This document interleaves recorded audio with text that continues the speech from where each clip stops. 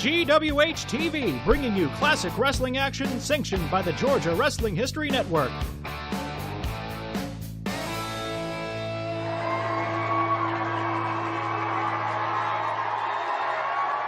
Welcome back, everybody, for another action-packed episode of Georgia Wrestling History TV. And welcome back to you. That's right, because I wasn't here last week, so we've come full circle, I suppose. Come full square circle. But we're back for another episode on our Georgia Wrestling History News Network. I'm Kenny J, here with John Stoney Cannon. And tonight, I dare say, we'll call this one Jake the Snake Roberts Appreciation Day. There you go.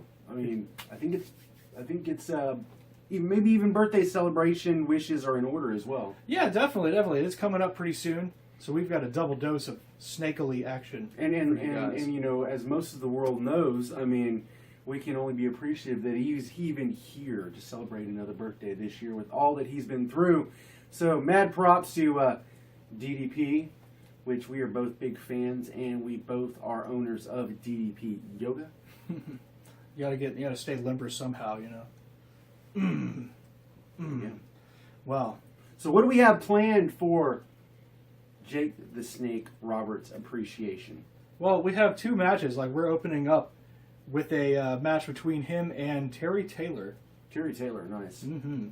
And then, well, we'll just have to stay tuned and see what he's up to later on in the show. There you go. So, I suppose without further ado, we should jump right into our first match, our opening bell match. We can't start our night without it. Ding, ding. So let's go. Terry Taylor, Jake the Snake. Let's do it. One fall or a 15-minute time limit. The television title's on the line. And week after week, Jake the Snake Roberts has repeatedly challenged Terry Taylor. But due to contractual commitments, Terry Taylor, this is the first opportunity that Terry has had to defend the title, Joel, against Jake the Snake Roberts. Well, Jake the Snake Roberts said he wanted the match on television, and he's got it. But now it's up to him to be able to live up to his claim that he can take the TV title away from Terry Taylor. Frankly, I think Terry Taylor is a very good match for Jake the Snake. Well, there's no doubt about that. And of course, I know Terry Taylor was just seething at Roberts' challenges. But you see Jake the Snake slithering around the ring, a very methodical man. He plans his moves one at a time, and he is such a strategist in the ring. And Terry Taylor, what an athlete. No doubt about it. Terry is in as fine a condition as any athlete in any sport anywhere, I'm convinced. He's got a great fighting heart. He's extremely agile, extremely strong. He's got a great amateur background. He's everything you could ask for in professional wrestling. He's got all the credentials. Jake the Snake, of course, an international star. He's proved to a lot of people that he's tough and rugged, but Taylor just caught him hard. And Snake is getting out of the ring, finding some sanctuary. Time to redo that game plan, Jim? Well, I'll tell you one thing. He slithered out of the ring on his hindquarters. He thought he'd outsmarted Terry Taylor, but not that time. Boy, what a crowd. A tremendous crowd here at the Irishman Neal Boys Club. There's not an empty seat in this building. Taylor's got control of the arm now.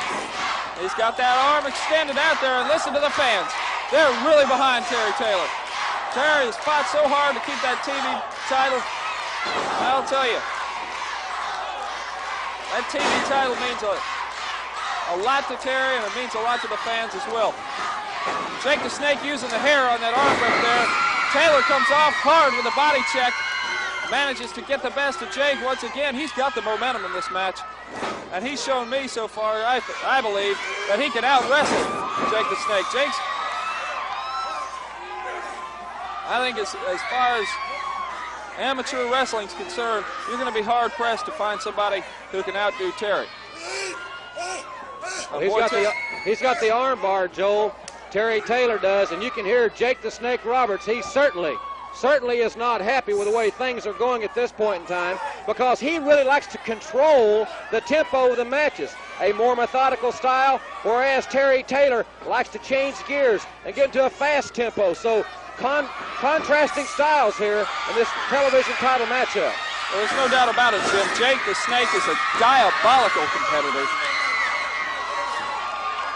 You just can't trust him for a second. Terry, of course, is keeping the heat on him right now.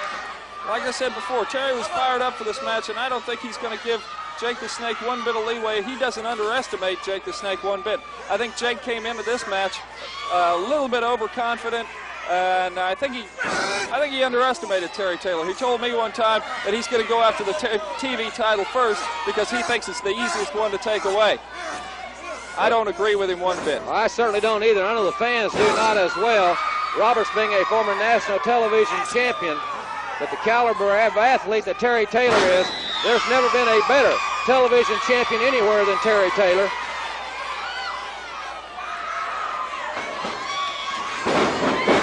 Oh, Jake the Snake. Jake the Snake managed to use that hammerlock to his advantage. I've never seen that done before. That's something about Jake the Snake. He is extremely unorthodox. He uses holds and maneuvers that just constantly amaze me. He's so unorthodox, Joe, it would be very difficult to, not necessarily the scouting, but to have common opponents because no one operates like Jake the Snake, as is evidenced by that reverse backbreaker to the stomach, a stomach breaker, I suppose. Well, I think not only does he have a wide arsenal of moves, he has a tremendous natural ability to improvise in the ring. He's so vicious and so devious, the way his mind works. Look at him pulling the hair there. Look at him just trying to... Everything he does, he tries to add pain. He tries to injure one particular part of the body. There, he's working on the neck of Terry Taylor. He's stomping him. He's using those ropes to his advantage. He's using that referee's count. He's shaved it. And Terry fighting back with a hard right to the midsection and another one. But Jake using a quick headbutt. Manages to keep the momentum on Taylor. You see there, the ringside camera shows you Terry Taylor's face went hard into that turnbuckle. Brother, that'll give you an excitement headache. Sure. Big body slam from 6'7" up, and now he's up to the second rope. The second rope, and he goes out for another. Yeah! Terry got out of the way. Terry Taylor moves out of the way. Terry's back. He's regrouping.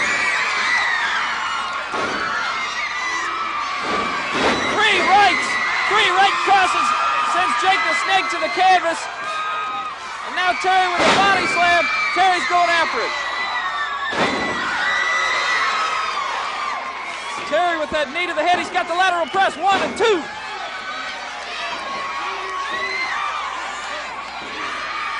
Terry going for the arm whip. But Jake the Snake kicks him in the breaded basket. And Terry firing away on him. Terry suffered some injustice in the beginning of the match and a big clothesline. Both men down. Tremendous collision. The conditioning will come to play right here. The superb conditioning of both these tremendous athletes will come to play right here. This is for the television title. Jake the Snake against the champion Terry Taylor. Oh, Jake was up first and he hit him with a hard right to the face. Terry's hurt, but Terry comes up. Terry with that forearm! Terry got him with the forearm, yeah! 1, 2, 3, oh! Terry that retains the television title. Great match, but Jake's got his boot! Jake took his boot up and he hammered Taylor. He hammered him in the back of the head and Taylor's down. Terry Taylor has won the match, but Jake Roberts, well, Roberts is getting a steel, he's got the steel chair. Jake the Snake, probably one of the most diabolical men in wrestling. Look at that, he throws Randy Anderson out of the ring with the chair. What's he doing? What is he doing?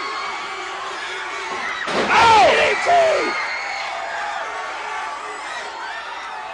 Jake Roberts has dropped Terry Taylor with a DDT right on the steel chair. Roberts has dropped Terry Taylor with a DDT on the steel chair. Taylor is the winner of the match, ladies and gentlemen. Totally uncalled for. The referee's getting Jake the Snake out of the ring. And Looks like we're slithering right out of that match and skidding across the ground here into our Made in the South segment. There you go. From a championship bout in the Mid-South to Made in the South, featuring a couple of guys before they really hit their stride mainstream, particularly up north. We have, like you said, Jake the Snake Roberts taking on a very young Shawn Michaels. Oh, yeah. Oh, yeah. Shawn Michaels in Mid-South. That area was a lot bigger than a lot of people really thought. You think Mid-South, you think maybe Alabama, but they had matches all over the place. And so we're always proud to feature that on Georgia Wrestling History. And but before we shoot to Jake Roberts versus Shawn Michaels, Mid-South 1985, you want to let everybody know what they are going to have to stay tuned for after this match. That's right. After this match, you'll be back here with me, myself, and I for the VPW report. So stick around. We've got some cool info coming up for you about the next show. Sure to be exciting. Yeah, but enough about VPW. How about some Mid-South from the middle 80s? Let's do it. Let's go on down to the South. Woohoo!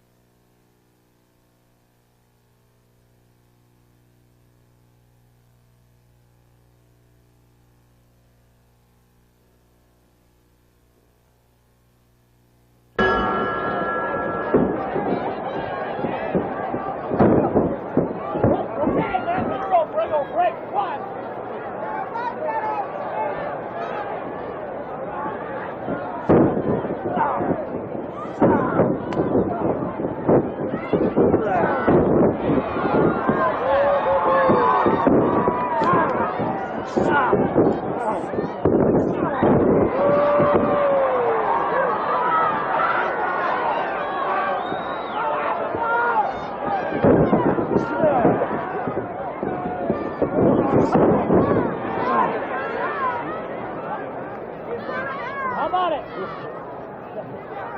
How about it? Come on, Mike. You want to give it?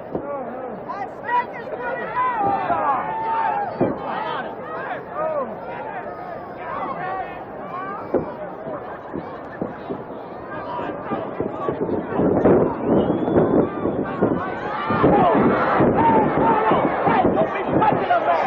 You lost a man. Don't touch him.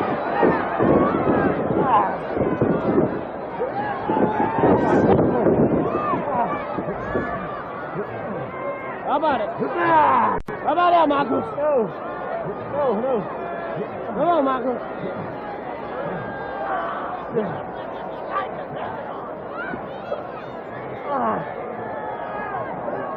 How about it? Oh, Marcus. Kansas City Flair.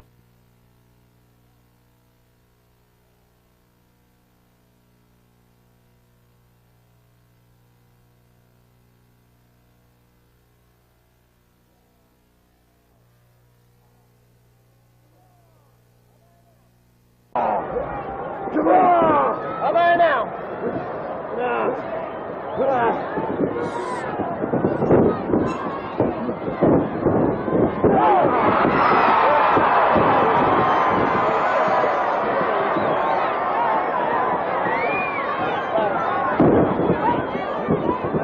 Okay, we'll bring her a break. One.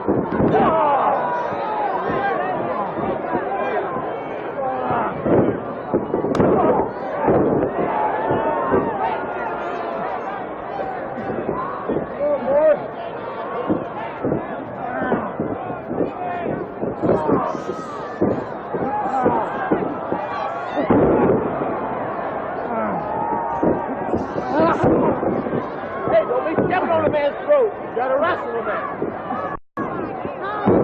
That's legal. Oh, hey, 1, 2, 3.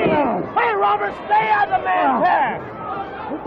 Oh, bring it. 1, 2, 3. Hey, stay on his head.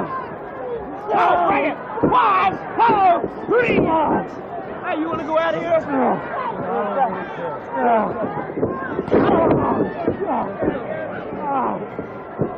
Come on, boy. Here you go, boy.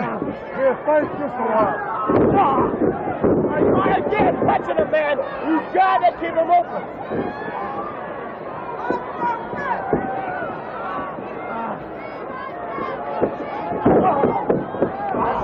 That's legal. Yes. Come on, boy. Come on.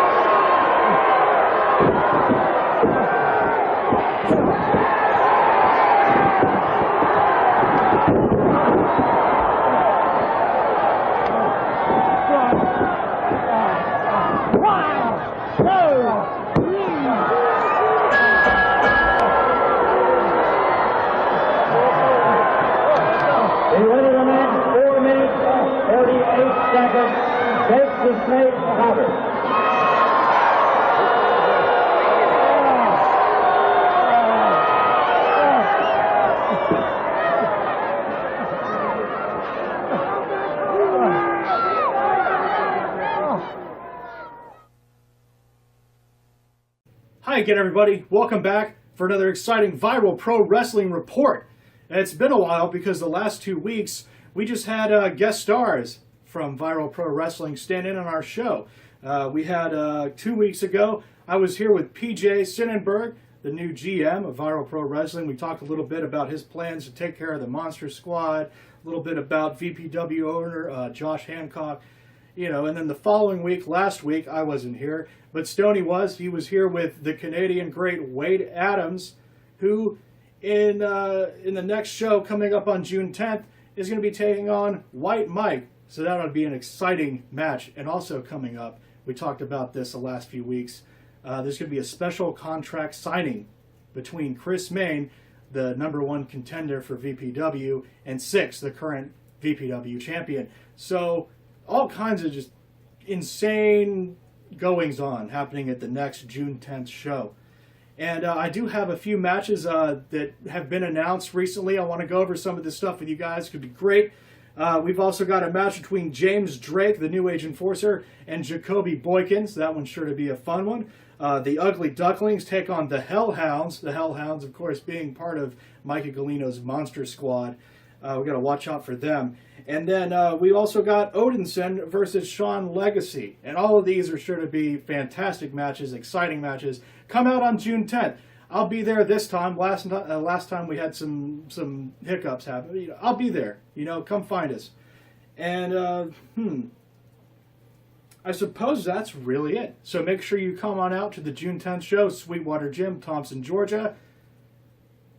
Doors open at 6:30. Show starts at 7. So we'll see you there.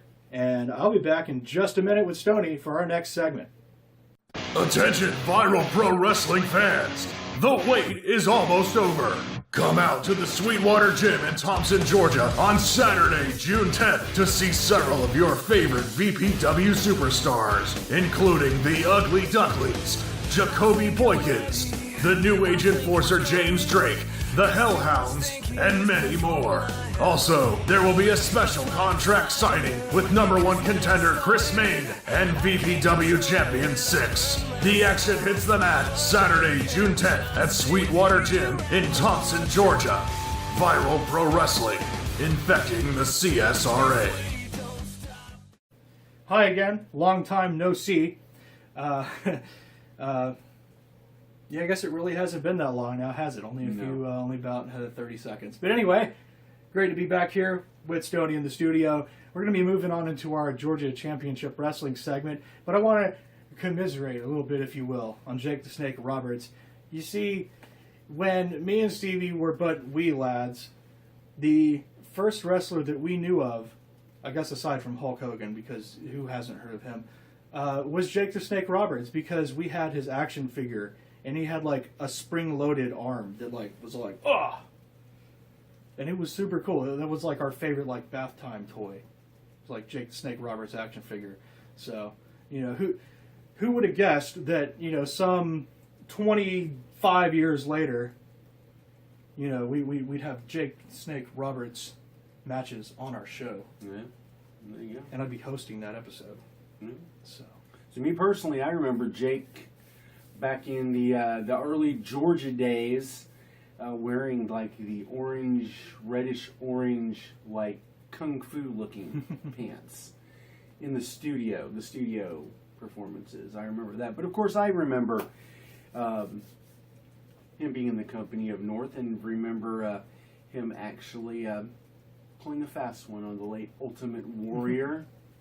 So it's always great to honor Jake the Snake Roberts. Been through a lot, but I think everybody under the face of the sun will be the first to say one of the greatest minds in the business. yeah. The greatest minds in the business, and of course, a multi-time Hall of Famer. Mm-hmm.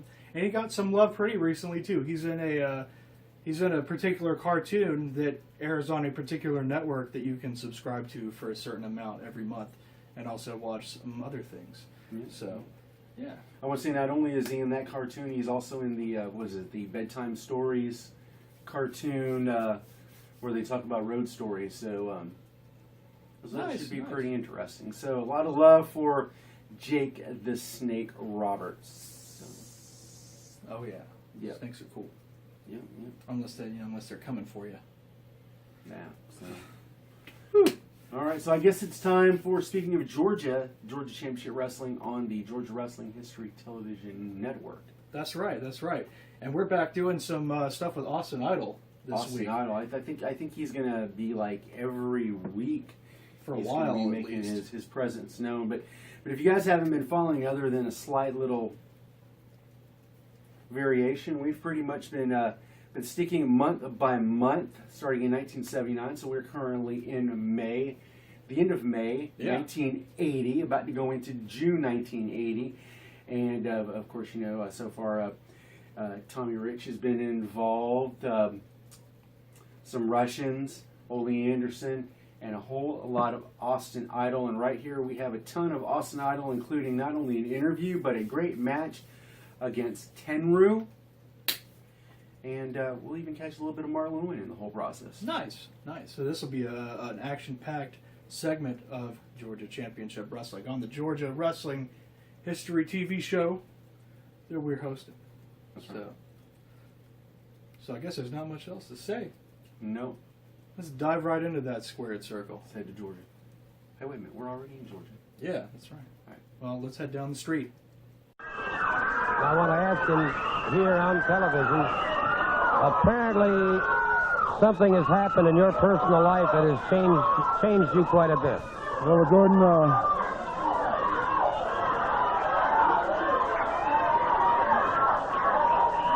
I mentioned something to you last week that something that happened to me that hit pretty deep. And right now, right up front, I don't want to say that I'm apologizing for anything I've done in the past, but I hate to rehash anything. But Gordon, I had a younger brother, 28 years old, who was in Vietnam, and he was quite an athlete in high school and in college. And he went to Vietnam a healthy human being, and unfortunately he stepped on a landmine. He came back with two legs that were severed above the knee. And last Saturday night he developed acute phlebitis, and Tuesday morning he passed away. And right before he passed on, I held his head in my arms, and the last few words that my brother had to say to me was, one thing I want you to do is win the world's title, but please, on your way up, please let somebody love you. And that's all I can say right now. Introducing first from Japan, weighing in at 244 pounds, Mr. Tenru. His opponent from Las Vegas, Nevada, weighing in at 242 pounds, the Georgia heavyweight champion, the universal heartthrob, the one, the only Austin Idol. Austin Idol.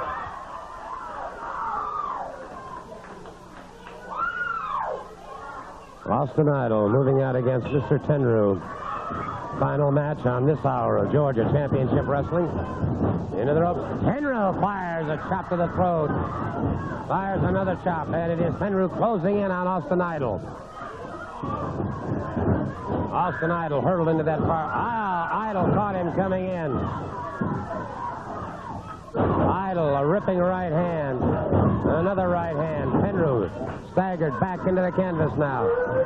Idol brings him up a full body slam. Austin Idol coming off that second rope. Austin Idol goes for the figure four. Austin Idol goes for the figure four. It is all over. It is all over for Mr. Tenru. And a sudden blinding victory here for Austin Idol. And Lewin putting the sleeper hold on. Lewin putting the sleeper hold. So he destroyed Nelson. Now came in and went after this. And again, there you see Mephisto covering the eyes of Mark Lewin as darkness is closed in on the man that he attacked. It is Lewin being pulled away by the great Mephisto. And, of course, we have now the problem of...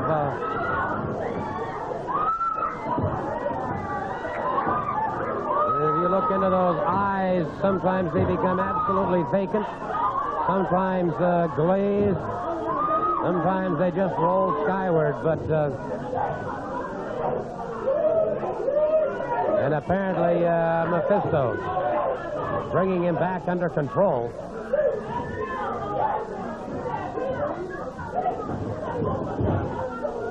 And now the referee concerned over the condition of the young man on the canvas now. Lewin. Now you see Nelson being attended to. And Mephisto, it's his responsibility, of course, to revive the unconscious competitor. And Lewin outside the ring with that strange stance.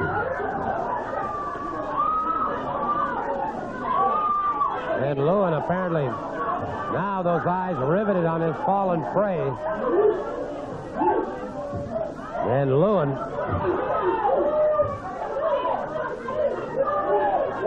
a strange, macabre individual. Again, and according to Mephisto, there's some post-hypnotic suggestion here. I don't claim to understand this man at all. A strange individual. And now Lewin going back into the ring again. And again, Mephisto trying to control the situation here. And obviously this man, Lewin, is going to have to be scrutinized very, very carefully by all concerned regarding his, well, should I say, unusual behavior. But no one can deny, and having watched this...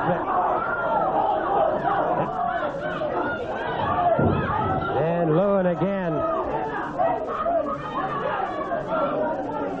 Totally dominating a situation here.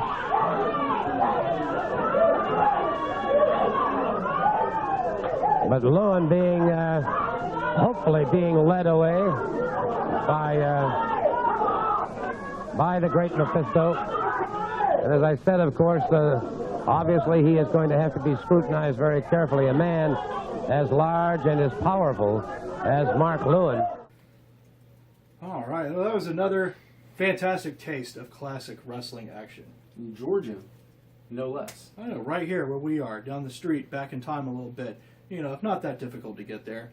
Just got to use a little imagination and a search engine.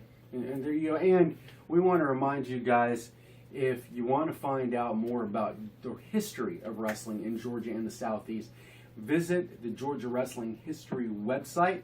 You will find not only news, but you will also find archives. You will also find birthdays. You will also find everything from back in the day through updates and cards and events coming up currently in independent wrestling in Georgia now, including Viral Pro Wrestling.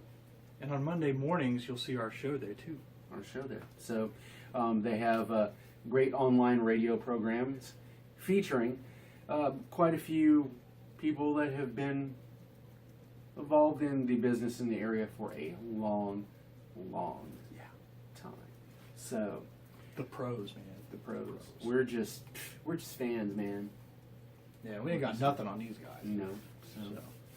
Well, let's see. We've got coming up the battle of a tale of two Ricks. The beginning of a tale of two Ricks. Yes, we're taking it back to 1978. We're taking it back so far. We're going so far back in the day that it was even before hip hop. This is before Sugar Hill Gang, man. You can even believe such nonsense. Yep. Right in the middle of disco. I know, right? So what do we got? We got Ric Flair, the Nature Boy, taking on Ricky Steamboat, the Steamboat, I guess. The Dragon. Yeah. Soon to eventually be.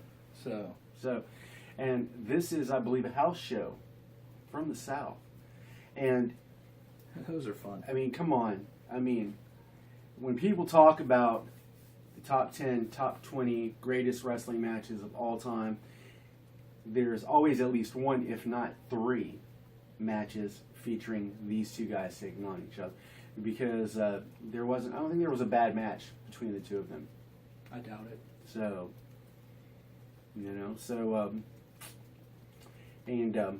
unfortunately, from what I understand, Steamboat's son, who was an amazing independent wrestler, kind of got his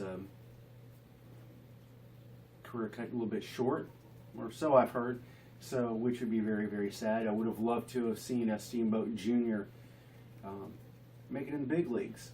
So, got to see him in Charlotte and hang out with Grandma Steamboat.